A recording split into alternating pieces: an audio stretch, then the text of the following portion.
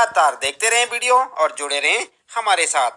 देख रहे हैं ना आप यहाँ पर, ये है आपका चैप्टर कब, कैसे और कहाँ, और हम आपको बता रहे हैं इस पाठ से संबंधित अभ्यास प्रश्न उत्तर।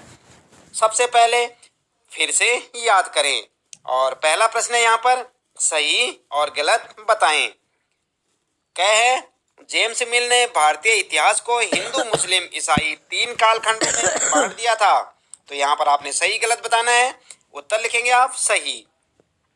इसके बाद अगला यानी कि दूसरा प्रश्न यहाँ पर है, ख वाला, सरकारी दस्तावेजों से हमें ये समझने में मदद मिलती है कि आम लोग क्या सोचते हैं। तो क्या ये सही है, उत्तर लिखेंगे गलत। इसके बाद अगला प्रश्न है, ग वाला, अंग्रेजों को लगता था कि सही तरह शासन चलाने के लिए सर्वेक्षण महत्वपूर्ण होते हैं। तो बच्चों इसका उत्तर लिखेंगे आप सही। और इसके बाद यहाँ पर आपके लिए प्रश्न शुरू हो जाते हैं, आइए विचार करें। आप देख रहे हैं यहाँ पर, आप अपनी पाठ्य पुस्तक के पहले चैप्टर के अंत में देखें, इसी प्रकार से आपको वहाँ पर प्रश्न मिलेंगे। तो यहाँ पर जो आइए विचार करें में दूसरा प्रश्न यहाँ पर, जेम्स मिल ने भारतीय इतिहास को जिस तरह कालखंडों में बांटा है उसमें क्या समस्याएं हैं। उत्तर में लिखेंगे आप 1817 में स्कॉटलैंड के अर्थशास्त्री और राजनीतिक दार्शनिक जेम्स मिल ने 3 खंडों में ए हिस्ट्री ऑफ ब्रिटिश इंडिया यानी कि ब्रिटिश भारत का इतिहास किताब लिखी। इस किताब में उन्होंने भारत के इतिहास को निम्नलिखित 3 कालखंडों में बांटा था। इस प्रकार आप इसे लिखेंगे। उसके बाद उन 3 कालखंडों के नाम यहाँ पर आप देख सकते हैं, नंबर 1 हिंदू, नंबर 2 मुस्लिम और नंबर 3 ब्रिटिश। इस प्रकार से आप इस प्रश्न का उत्तर लिखेंगे। देख रहे हैं ना आप यहाँ पर, ये है प्रश्न और ये है उसका पूरा उत्तर। यहाँ पर जो है इसके बाद लिखेंगे आप इसी उत्तर में समस्या क्या थी। जेम्स मिल द्वारा भारत के इतिहास को इस प्रकार 3 खंडों में बांटने से निम्नलिखित समस्याएं थी। और नंबर 1 समस्या क्या थी, यह विभाजन सांप्रदायिकता के आधार पर किया गया था। नंबर 2 दूसरी समस्या क्या थी, यह काल विभाजन औपनिवेशिक विचारधारा पर आधारित था। और तीसरी समस्या जो थी बच्चों, इस काल विभाजन का उद्देश्य भारतीयों को अलग अलग पहचान देकर फूट डालना था। तो इस प्रकार से आप प्रश्न का पूरा उत्तर लिखेंगे। इसके बाद बात करते हैं तीसरे प्रश्न की, अंग्रेजों ने सरकारी दस्तावेजों को किस तरह सुरक्षित रखा। उत्तर में लिखेंगे अंग्रेजों ने सरकारी दस्तावेजों को निम्नलिखित प्रकार से सुरक्षित रखा था।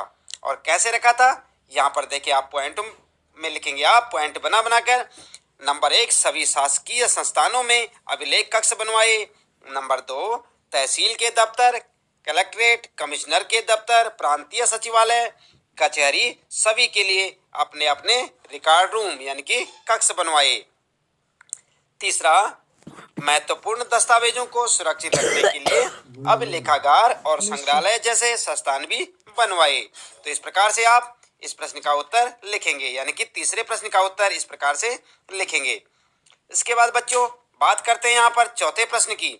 तो चौथा प्रश्न यहाँ पर पूछा गया है, इतिहासकार पुराने अखबारों से जो जानकारी जुटाते हैं वह पुलिस की रिपोर्टों में उपलब्ध जानकारी से किस तरह अलग होती है। उत्तर में क्या लिखेंगे आप, उत्तर लिखेंगे पुराने अखबारों से जानकारियां।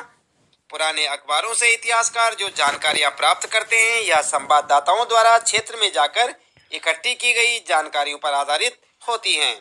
इस तरह अखबार घटनाओं का सही और विस्तृत विवरण प्रस्तुत करता है।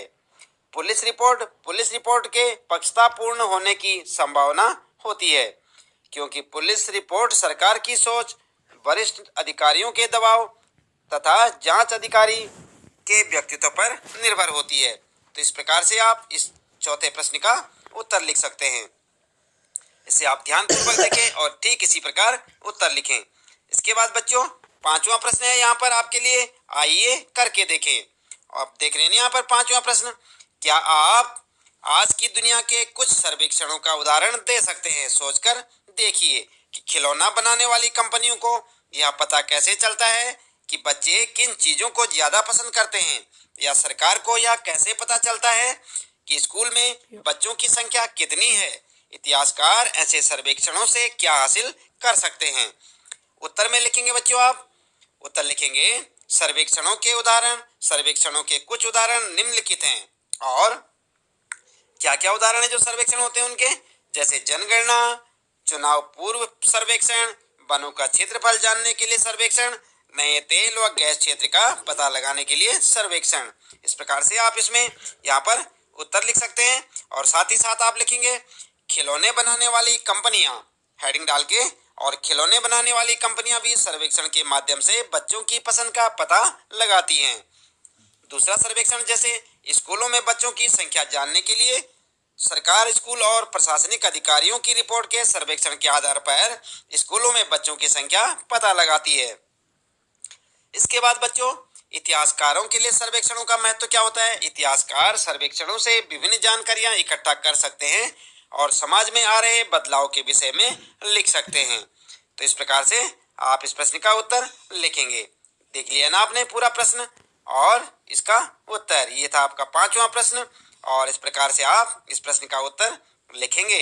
इसके साथ ही इस पाठ से संबंधित प्रश्नों के उत्तर यहाँ पर समाप्त होते हैं। ज्यादा प्रश्न नहीं थे इस पाठ में, थोड़े कम ही थे। आपके लिए ये पाठ आसान हो जाएगा। और इसी प्रकार लगातार कक्षा 8 सामाजिक अध्ययन के अंतर्गत सभी विषयों और सभी पाठों के प्रश्नोत्तर जानने के लिए आप चैनल को सब्सक्राइब करना ना भूलें। इसी प्रकार लगातार जुड़े रहें हमारे साथ। वीडियो पसंद आए तो लाइक और शेयर करना ना भूलें। आज के लिए इतना काफी है। आपका